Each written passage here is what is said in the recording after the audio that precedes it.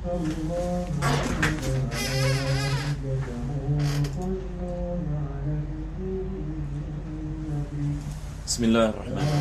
Alhamdulillah Rabbil Alamin. Wassalatu wassalamu ala ashrafil anbiya wal mursalin Sayyidina Muhammadin wa ala alihi wa sahbihi ajma'in. Alhamdulillah, kita mulakan dengan memanjatkan kesyukuran kepada Allah Subhanahu wa taala. Sesi menjawab kemusyrikan agama, dan kita berdoa kepada Allah Subhanahu wa taala mudah-mudahan Allah menjadikan majlis ini sebagai sebab ini pengampunan bagi segala dosa kita, dan Allah mengabulkan segala hajat dan menjadikan kita di antara hamba-hambanya yang bertakwa. Amin ya rabbal alamin. Jadi insya-Allah taala kita akan masuk ini kepada soalan ini yang pertama ini pada hari ini.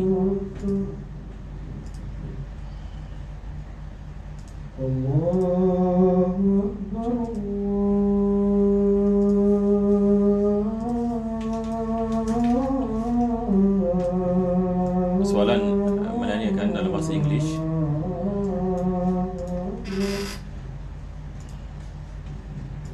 Menanyakan about a year ago, I went for a camp, and during one of those nights, wild boars attacked our food and ransacked everything.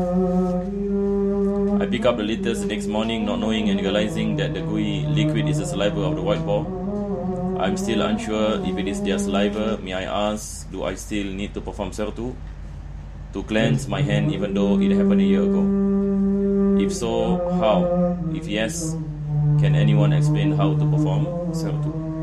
So basically, this questioner is asking that he is in camp for training, and in one of the nights, wild boars attacked their camp and ate from their food, and he believes that there is any trace of the saliva of the wild boar, but he is unsure if that is the saliva or not. So he is asking, how does he cleanse himself if that is the saliva of the wild boar, and how to do so. So the first thing is pertaining to wild boars, and he carry the same ruling as the swines. In our madhab of Imam Shafi'i, that is widely known that we consider the wild boar or pigs to be a major filth, najis murallada. And najis murallada, likewise pertaining to dogs and pigs. So najis murallada, the way that we can clean ourselves is by washing 7 times. By washing 7 times, and one of the 7 by using any soil. So this is in a situation that if you are certain that you touch the saliva, then it is compulsory upon you to cleanse yourself. But in a situation where you are not certain, the origin is it is not compulsory upon you, unless you are certain. But whatever it is better to play safe. It is better for us to play safe and to cleanse ourselves from it. And the way that we can cleanse ourselves is we wash it 7 times. One of the 7 we use with soil. So how do you do it? The thing is this: you get a small pail of water, and you put soil inside, and you mix it. You mix water with soil until it becomes soil and water. There must be what you call it, color of the water must change in the sense that it is thoroughly mixed, and the amount of soil must be sufficient to make it look as soil water. So what you do is you take the water and you pour it on the part of your hand where you touch the filth. So this is considered to be one washing. And then after that, you wash 6 times with pure water.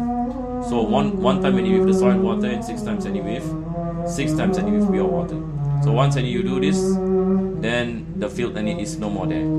Even if it happened a year ago, because question is asking, it happened a year ago. So this action of washing the body part 7 times, one time with using the soil, this in Arabic we call it tatrib. Tatrib is basically to wash using turab, that is the soil. In Malay, and we call it sertu. In Malay, and we call it any sertu. So this is basically the way that we can cleanse ourselves. So this is basically the answer to this question. Soalan menanyakan ada orang dia pergi camp dan pada waktu malam, salah satu daripada malam, apa yang berlaku adalah babi hutan ini datang dan makan daripada mereka punya makanan, dan selepas itu orang ini mengatakan dia teringat yang dia ada terpegang sesuatu yang ini seperti seperti air ludah ini bagi babi ini. Jadi dia menanyakan adakah diwajibkan di sertu, maka diwajibkan dia melakukan sertu sekiranya dia yakin ataupun dia besar kemungkinan yang itu adalah najis babi, maka diwajibkan dia melakukan sertu. Melainkan kalau dia syak misalnya dia tidak mengetahui, dia tidak ada keyakinan, maka asalnya ia bukan. Mungkin binatang lain wallahu a'lam. Ini mungkin binatang lain, mungkin benda-benda yang lain, makanan yang sudah rosak misalnya dia menyangkakan itu adalah air ludah dan sebagainya. Banyak kemungkinan, maka tidak diwajibkan sertu. Tetapi kalau sekiranya dia yakin ini adalah air ludah babi hutan ataupun dia besar kemungkinan ini air ludah babi hutan, maka diwajibkan dia melakukan sertu. Dan sertu 7 kali basuhan, 1 kali dengan menggunakan tanah. Jadi apa yang kita lakukan adalah kita mengambil air dan kita campurkannya dengan tanah, dan selepas itu kita kacaunya dan kita membasuh anggota yang kena najis tadi dengan 1 kali basuhan, dan selepas itu 6 kali basuhan dengan air mutlak, air yang suci. Maka tempat itu sudah menjadi suci. Dan walaupun kita syak, ini lebih afdal kita melakukannya supaya kita tidak was-was. Supaya kita tidak was-was. Jadi alhamdulillah, ini adalah soalan yang pertama. Soalan yang kedua menanyakan, kita berdosa jika turut share yang mana dalam video itu seorang Kristian mendoakan di media sosial, mendoakan atas name Father Jesus, tetapi yang turut sharekan seorang Islam. Soalan ini menanyakan, ada seorang Kristian dia berdoa dan dia menyebut nama Father Jesus. Di sini kita kena faham apa maksud mereka apabila mereka mengatakan Father Jesus. Sebab mereka beriman kepada Tuhan beriman kepada 3 Tuhan. Dan mereka mendakwa bahawa 3 Tuhan ini dia kembali kepada satu. Maka ada Jesus dan Father dan Holy Ghost, 3 dalam satu. Ini adalah fahaman Trinity. Dan Allah Subhanahu Wa Taala menyebutnya dalam Al-Quranul Karim, dan Allah melarang Ahlul Kitab daripada beriman kepada Trinity, dan ini adalah sesuatu yang dianggap sebagai syirik dalam Islam dengan nas Al-Quranul Karim, yang mana seseorang itu apabila beriman kepadanya, dia terkeluar daripada daerah Islam. Maka apa saja perkara yang bersangkut paut dengan syirik kepada Allah Subhanahu Wa Taala, maka tidak dibolehkan bagi kita untuk kita berdakwah dengannya ataupun kita menyebarkannya, sebab kita boleh membawa message yang salah kepada orang yang baca kita punya apa yang kita share, dan mereka menyangkakan itu adalah benda yang betul. Kalau sekiranya yang bacanya adalah orang yang lemah Islam ataupun orang yang jahil, mungkin dia terkesan dengan apa yang kita sharekan, memandangkan yang share orang Islam, maka ini adalah perkara yang tidak dibolehkan. Sekarang kita pergi kepada soalan yang seterusnya. Cuma soalan ni di skrin ini agak kecil sedikit ya. Soalan ini menanyakan, Assalamualaikum Ustaz. Waalaikumsalam. Diharapkan Ustaz sentiasa dirahmati Allah, sihat dan terus berkongsi ilmu dengan warga-warga netizen yang memerlukan seperti saya. Alhamdulillah, sama-sama kita doakan mudah-mudahan Allah memberikan kepada kita semua kesihatan dan kebaikan insya-Allah. Soal keadaan COVID, saya ingin bertanya pendapat Ustaz perihal seorang wanita berumah tangga yang bekerja yang kerap pulang selepas 6 petang hampir setiap hari. Saya mendapat kesukaran masa untuk menimba ilmu syarahan di masjid-masjid di mana ada kesempatan kami suami isteri cuba mendengar kuliah di masjid tapi tidak kerap. Hujung minggu pula saya dihabiskan bawa kerja rumah melayani suami dan anak-anak. Justru itu saya dan suami cuba meningkatkan ilmu akhirat kami menerusi wadah seperti Facebook Live, YouTube dan baca artikel perkongsian dari cendekiawan Islam Ibu Tauliah. Kami juga membagaikan pelajaran kami dari beberapa sumber seperti laman Mufti Negara, website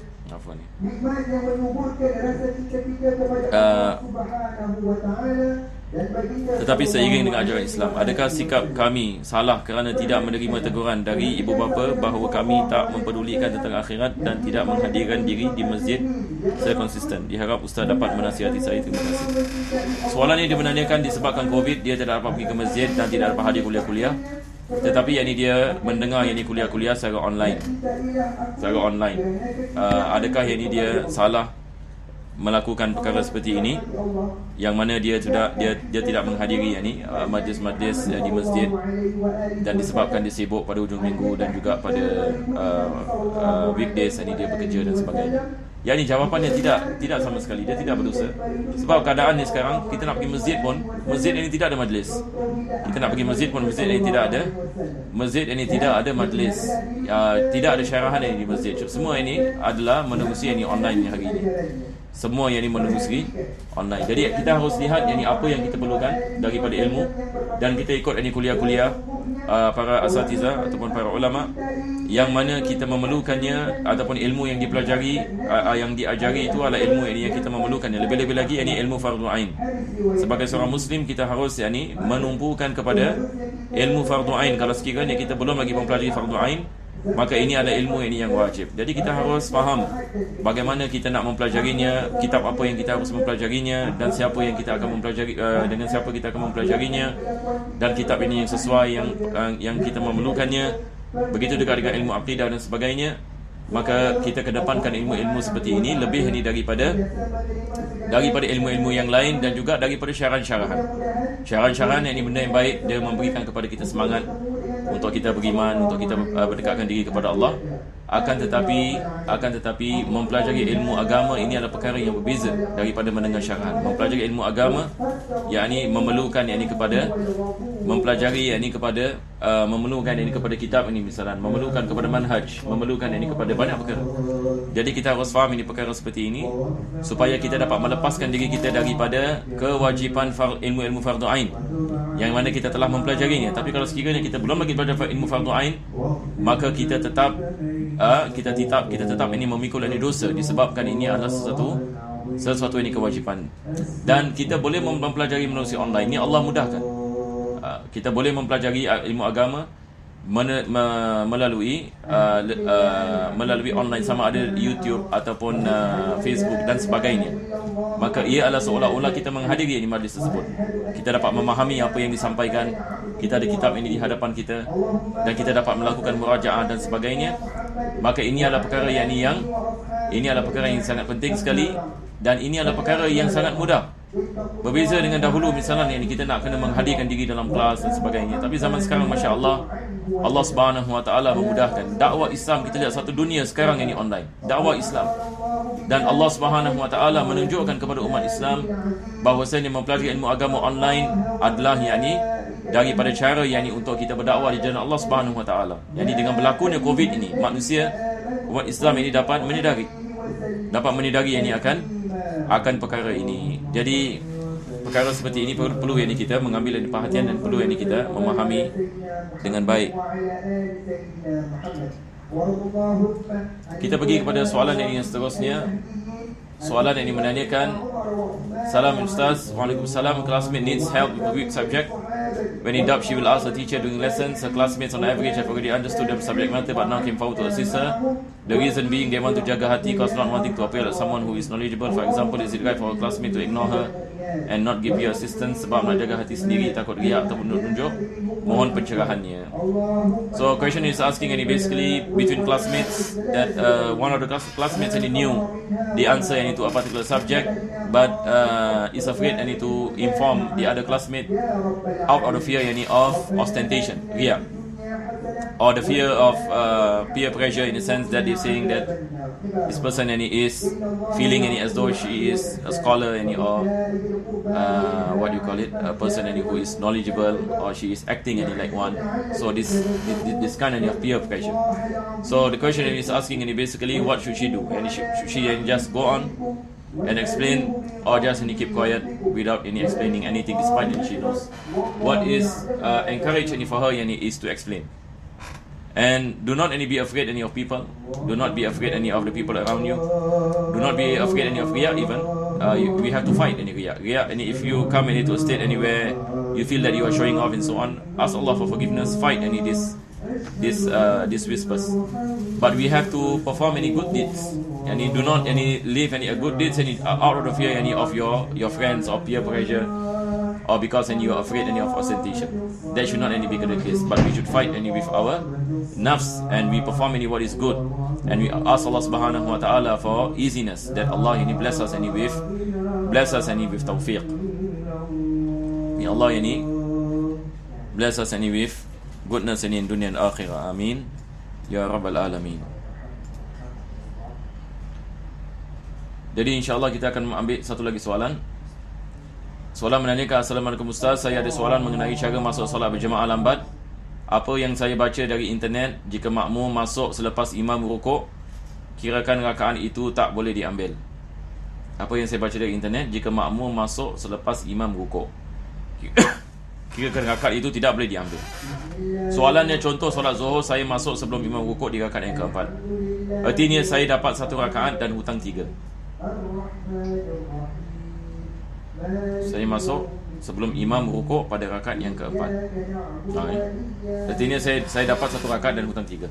Dan semasa imam tahiyat akhir, saya terus bangun dan sambung 3 rakaat. Ini benar betul. Tetapi 3 rakaat ini saya harus tahiyat awal dan akhir. Contoh seperti maghrib.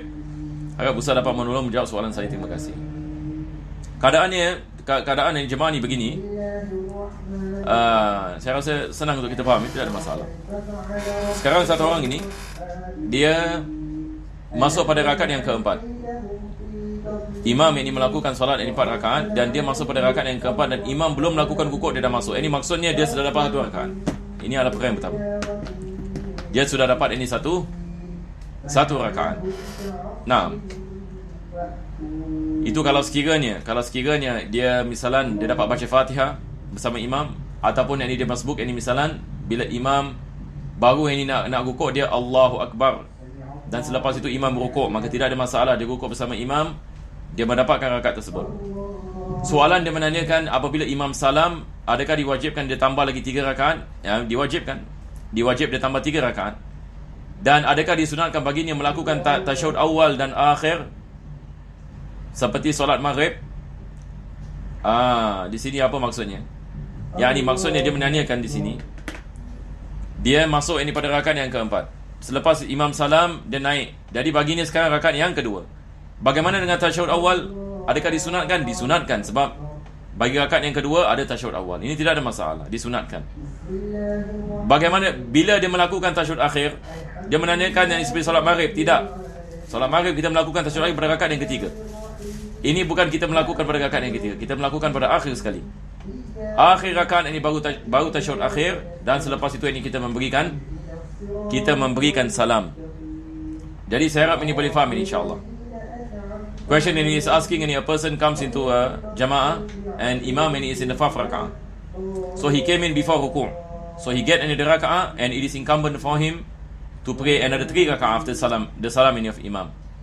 So he's asking, how does he perform tasyahud akhir and tasyahud awal? So you have to go back to the sequence of your prayers. Jadi dia kena balik ini kepada sequence ini solat ni. You have to go back into the sequence of your prayers. So when the imam ini salam ini, now you go up into now you are in the 2nd raka'ah. So it is sunnah for you to do tasyahud awal. So you do tasyahud akhir and at the 4th raka'ah at the end. Then you give your salam. Jadi saya harap ini insyaAllah perkara ini mudah insyaAllah untuk kita faham. Ada perkara ini saya nak sampaikan kepada jemaah sekalian. Besok Masya Allah, ini besok adalah merupakan hari pertama bulan ini Rabiul Awal. Bulan pertama ini bagi Rabiul Awal. Maka bulan Rabiul Awal, seperti mana kita maklum, adalah bulan yang mana dilahirkan Nabi Muhammad SAW. Maka ini adalah bulan yang mulia. Maka sebagai seorang Muslim, kita fikirkan apa yang kita boleh buat ini pada bulan Rabiul Awal. Apakah yang ini perkara-perkara yang boleh kita mendekatkan diri kita dengan Nabi kita SAW. Daripadanya ulama kita menganjurkan kita melakukan selawat, kita mengadakan majlis-majlis yang maulid dan misalan, untuk kita memperingati dan mengenangi jasa Nabi kita SAW. Lebih-lebih lagi pada 12 Rabiul Awal, yang merupakan ini hari kelahiran Nabi SAW dan juga hari ini wafatnya. Dan kita berdoa ini kepada Allah, mudah-mudahan Allah menjadikan Bulan ini Rabiul Awal, ini bulan yang barakah, dan bulan yang ini yang menjadi sebab ini kita mendapatkan keampunan dan kita mendapatkan kecintaan dan kita mendapatkan keselamatan daripada segala bala, daripada segala wabak, dan Allah memberikan kepada kita husnul khitam dan mengumpulkan kita bersama Nabi kita sallallahu alaihi wasallam. Amin ya rabbal alamin. Wa sallallahu ala sayyidina Muhammadin wa ala alihi wa sahbihi wasallam. Alhamdulillahi rabbil alamin. Assalamualaikum warahmatullahi wabarakatuh. Assalamualaikum warahmatullahi wabarakatuh.